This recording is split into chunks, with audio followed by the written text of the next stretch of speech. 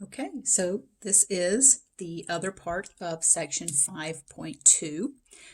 This section's a little bit long because it brings in all the exponent laws that we learned.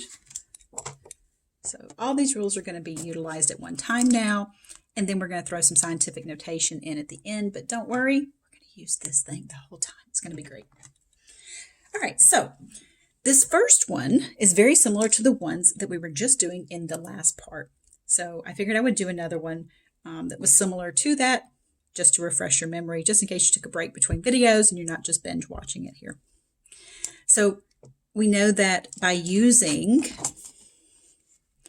these three exponent laws, 4, 5, and 6 here, let me bring them a little closer. You know, these exponent laws say power to a power, a product to a power, and a quotient to a power, that everything in here is going to be raised to the negative 2 power. So there's everything raised to the negative 2 power.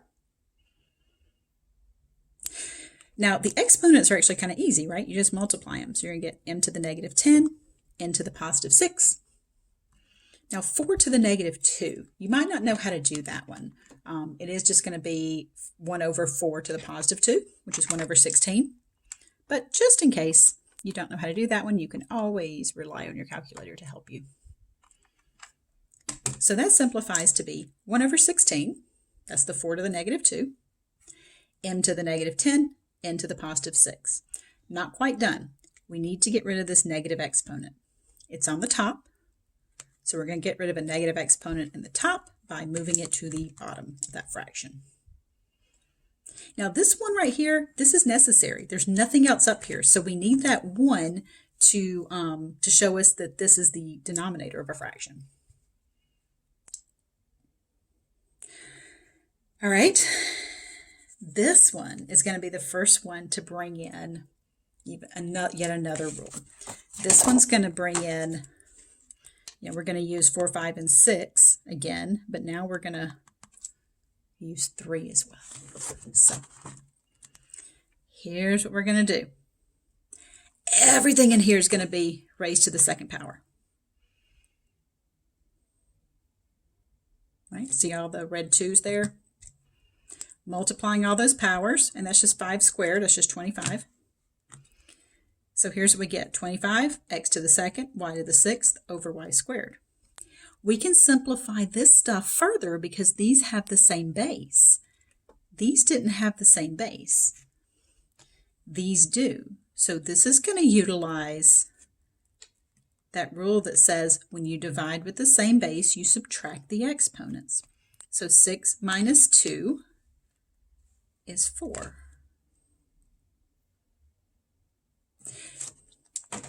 Now, you could have done that first. You could have said, oh, well, y to the third over y to the first is going to simplify and be y squared, and then raised it to the second power. Either way is going to be okay. So it's just going to be kind of up to you as to how you want to do it. All right, so let's see.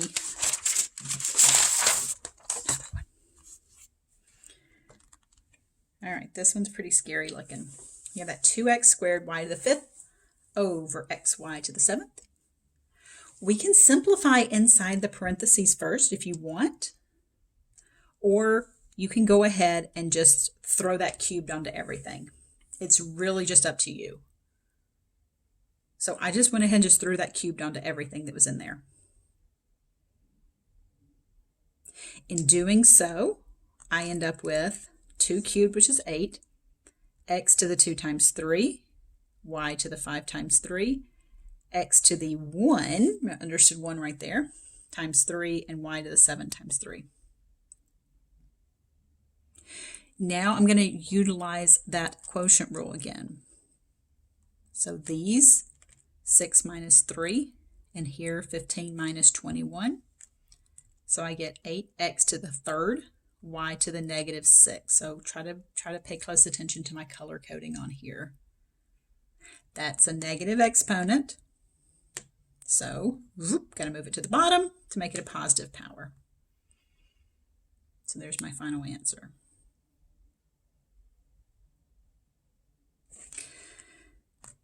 Okay, next up here, You got big honking thing here to the -1. So if you want to pause it, see if you can follow my lead from this one and try to simplify it. So there's everything inside here to the -1 power. So all these exponents are pretty easy, right? You just have to multiply the powers. What's this 4 to the -1 business? And look, it's in the denominator too. Well, let's see. 4 raised to the -1 power is 1/4. But that 1/4 is in the denominator. So I'm just going to hang on to it for a second just so you can maybe follow the other stuff I'm doing. So I get -2, +3, +1, -5. Doing a little subtraction here. Remember, it's always top minus bottom, top minus bottom. I get x to the -3 over y to the 8 over 4 to the -1. Then notice what I did. I went ahead and just took this -3 exponent, whoop, moved it to the bottom. That's a -1 exponent, so whoop, I moved it to the top. So my final answer is 4y to the 8th over x to the 3rd. So I chose to not even deal with that until my step where I start dealing with my negative exponents. Now in this step, it's kind of up to you. You know, this one I did using subtraction. You could have also done this by just going ahead and moving everything. So at this step right here, where we have x to the -2, y to the 3 over 4 to the -1, x to the 1, y to the -5. At that step, I went ahead and utilized that rule that says when you divide with the same base, you subtract the exponents. It was a little messy because I had a lot of negatives and subtraction happening. If you wanted to, you could have gone ahead and dealt with the negative exponents here. Said, you know what, I'm going to take this negative exponent, move it down, negative exponent, move it up, negative exponent, move it up. Notice that the exponent's negative. That's not a -4. The exponent's negative. Okay, so what does that leave me with? Well, the 4 moves up, so that's a 4 to the +1. Y to the 3rd stays put. Y to the 5th moved up. X to the 1's still there. X to the -2 moved down. Now you're multiplying with the same base. So you add the exponents. 4 to the 1st power is just 4. That'll be y to the 8th over x to the 3rd. Same answer I got over here. Just different approach. So I did this approach last time, I think back in 5.1, and I did this one this time just to give you some variety, let you kind of pick which way you wanted to do it. It really is just kind of up to you. I'm not sure which way Hawks does. I'm guessing Hawks probably does this subtraction.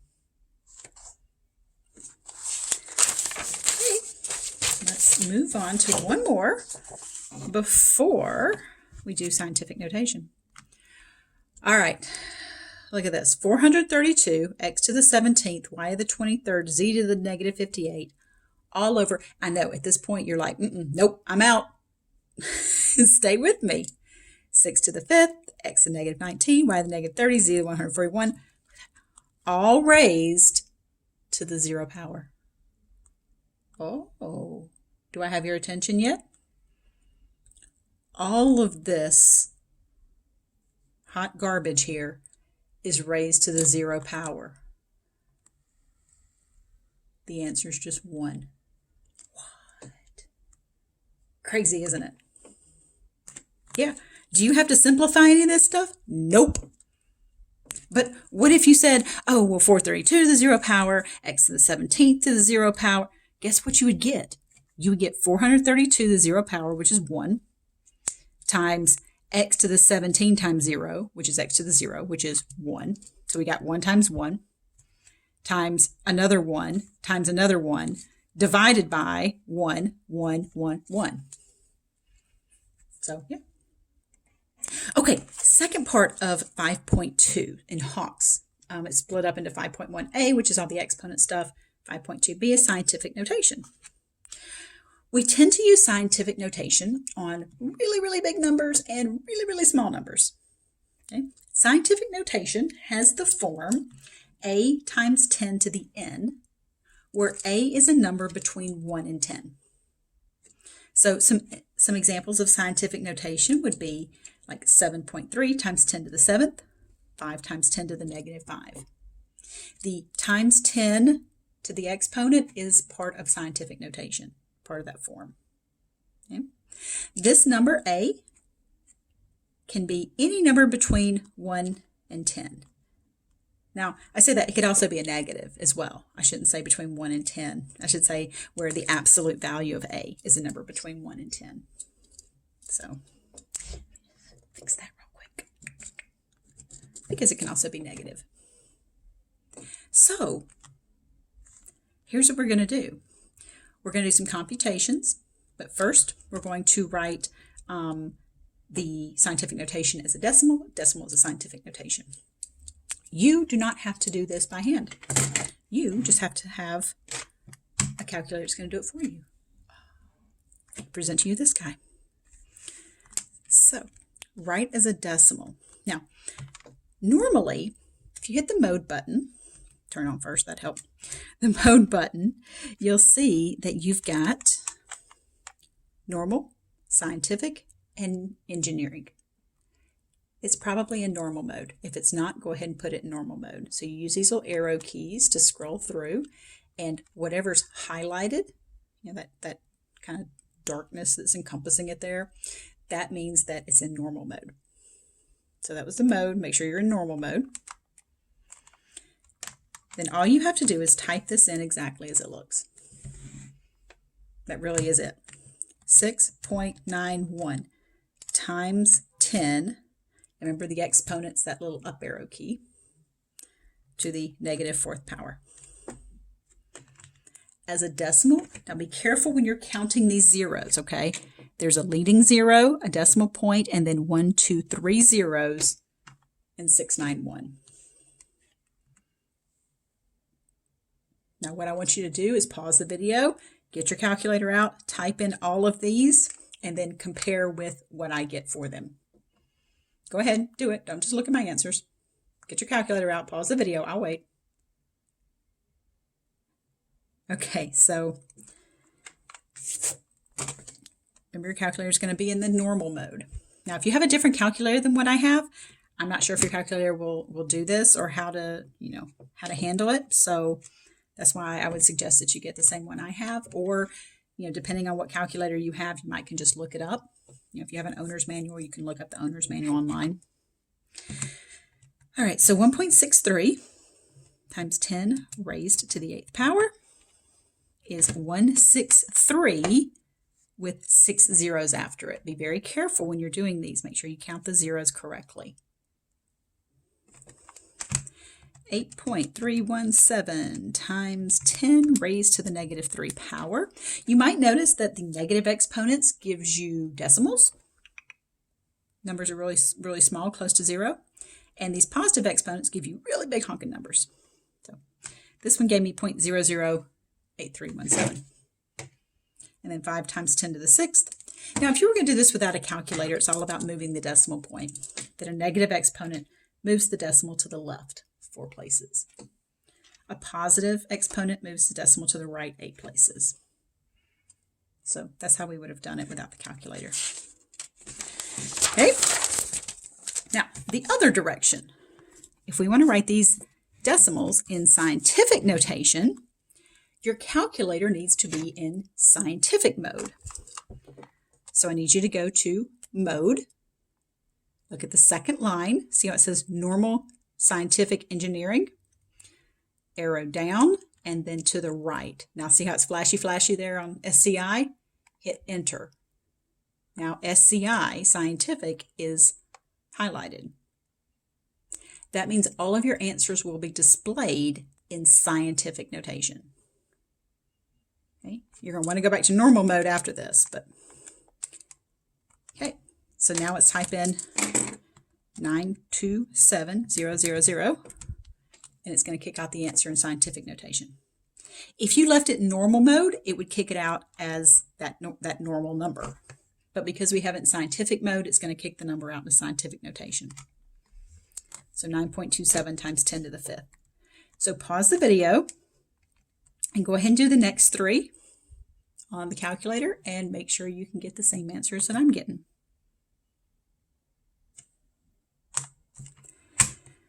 .0362, hit enter, 3.62 times 10 to the negative 2.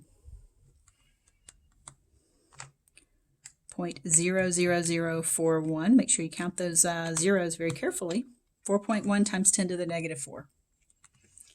And then this one is 379,000,000. That's 3.79 times 10 to the 7th.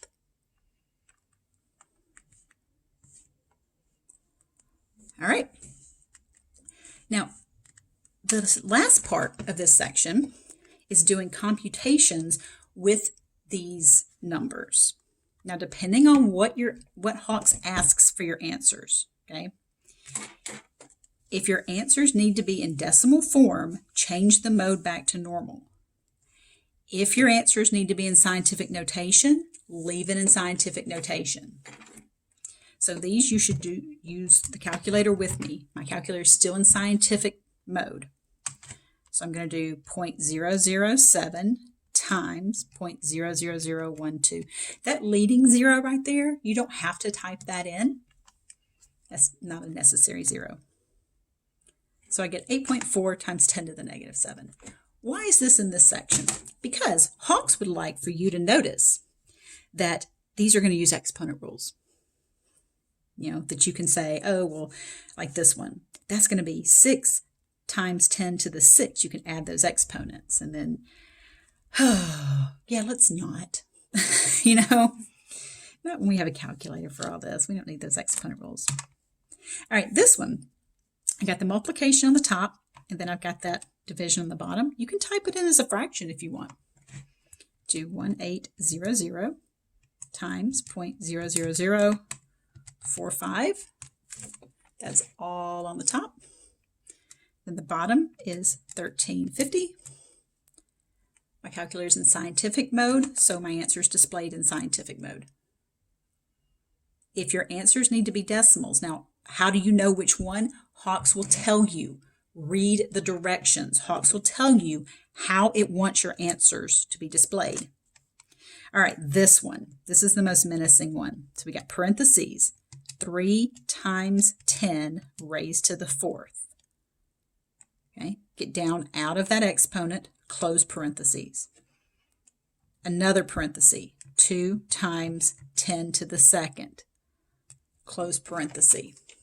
That's just the top of the fraction. The bottom, 8 times 10 to the 3rd. Make sure you can type these in and get the same answers as me. If you can't, go back, look at what buttons I was pushing, or, send me an email and tell me, if you're having some problems with it, and I'll see what I can do to help you.